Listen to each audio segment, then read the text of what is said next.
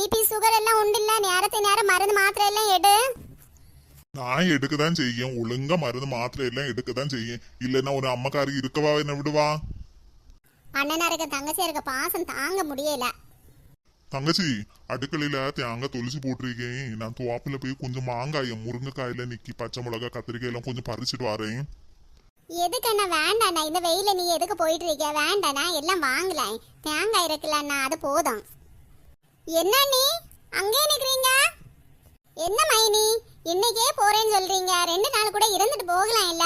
வந்து 2-3 நாள் ஆகுது, அதுக்கு முன்னாடி போறேன்னு சொல்றீங்க.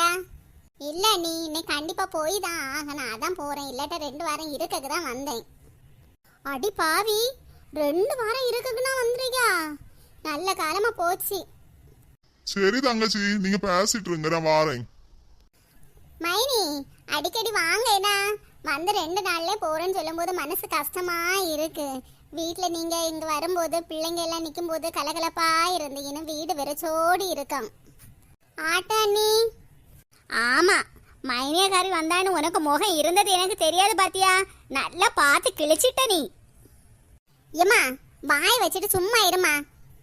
ஏமா அவங்க நிக்கும் போதே நீ பேசிட்டு இருக்கம்மா, என்ன நினைப்பாங்க? மக்களே, உனக்கு அவளை பத்தி தெரியும்.